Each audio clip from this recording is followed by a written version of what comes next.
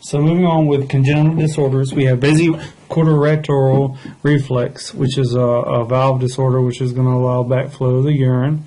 Agenesis, where one of the kidneys fails to develop. Genesis is creation. Hypoplasia is the failure to develop to a normal size. Ectopic kidney is where it's out of position, and then a horseshoe kidney is where the two kidneys fuse together. Another condition, disorder, is called adult polycystic kidney. So you can imagine there's going to be some kind of cyst developing. In one form of it, you have autosomal. It's passed on autosomal dominant gene on chromosome 6. So it's a dominant. So that means every time you see it, every time it passes, it sees it. The issue is a lot of dominant diseases don't make it, but this one comes because the first manifestations don't usually occur till around age 40, so you have time to go ahead and have children. And you don't know you have it until after you had children. So there's no indications in children and young adults. This multiple cysts develop on both kidneys, where they enlarge the kidney and it causes compression and destroys the tissue and leads to chronic renal failure. This can be diagnosed by abdominal CT scanning or MRI. And so you can see here is an image of the cyst on the surface of the kidney. And you can see it's bisected, showing the interior cyst. So it's completely filled up with cysts. Wilms tumor is a most common tumor in children. This deals with defects in the tumor suppressor genes, which suppress tumors on chromosome 11. This also occurs in conjunction with other congenital disorders. Wilms tumor is typically unilateral, so it's only on one side. The mass is large enough that, large encapsulated mass, that you will feel a lump in the back. And then pulmonary metastasis may be present at diagnosis. Renal failure. Acute renal failure is very brief, quickly. It's common in bilateral kidney disorders, acute bilateral kidney diseases. Severe prolonged shock can cause it, or heart failure. Nephrotoxins can cause it, such as drugs, chemicals, or toxins, and even mechanical obstructions occasionally can cause it, such as calculi, blood clots, and tumors that block flow up both kidneys.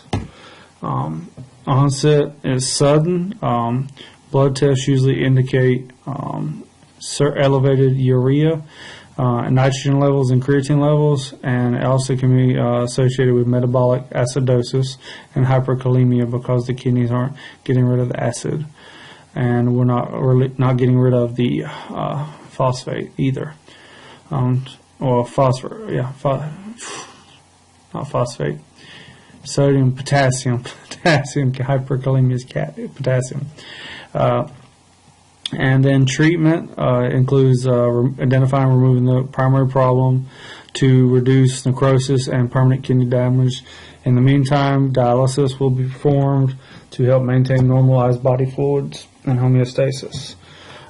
Here's one example of the cause is nephrotoxins, where the nephrotoxin causes obstruction of the tubule and causes the tubule to become swollen and necrotic, and you can see there, and so that it causes oliguria, and also causes the filtrate to back up, and it's going to cause decreased glomerular filtrate. So the filtrate backs up, and then it's going to cause decreased glomerular filtration rate, and it's going to have oliguria, which is very little urine. So this is from a nephrotoxin. Okay. Here's one where ischemia occurs. So we can see severe shock in the body. If you remember shock from our case study, the shock causes systemic vasoconstriction, which causes a decrease of blood flow to the kidney. Low oxygen levels, low blood flow is going to lead to ischemia, swelling, and then a necrosis and obstruction. And then that's going to lead to oliguria. Okay.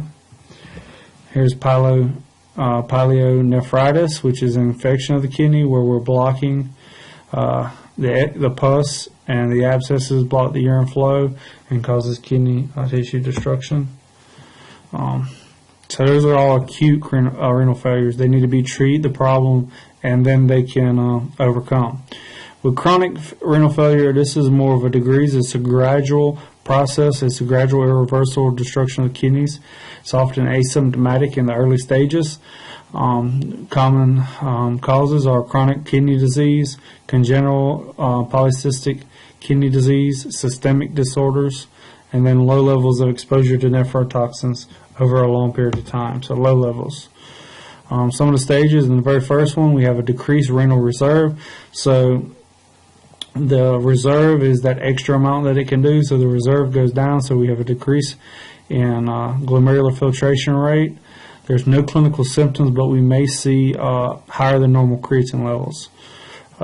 Then the next level of stage is renal insufficiency. This is where we have a decreased glomerular filtration rate to about 20%, and we start actually retaining nitrogen waste. We may have excretion of large volumes of dilute urine, so we're not actually getting rid of the waste. Erythropoiesis may also be decreased because we know that the kidneys produce erythropoietin, which is the hormone for kidney, hormone for red blood cell formation. We also see an elevated blood pressure. End-stage renal failure is where the glomerular filtration rate goes towards zero, so it's negligible. All of the fluid, electrolytes, and waste are retained. We see the 3 A's, azotemia, which is protein, anemia, low blood, and then we also see acidosis. So lots of nitrogenous products, the protein products, anemia, and acidosis. All the body systems are affected. There's marked oliguria, which means very, very low output, or anuria, no output of urine. Regular dialysis until kidney transplantation to maintain the patient's life. So we can see just kind of, this is a thing with the number of nephrons.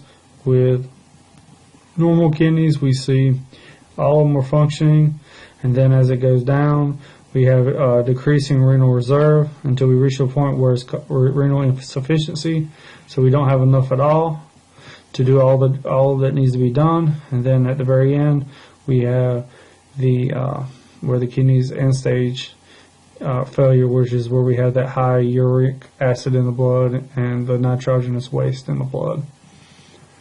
Okay. Early signs include it starts off increasing urinary output. Some general signs that we may see are anorexia, nausea, anemia, fatigue, unintended weight loss, and exercise intolerance. So just some general symptoms.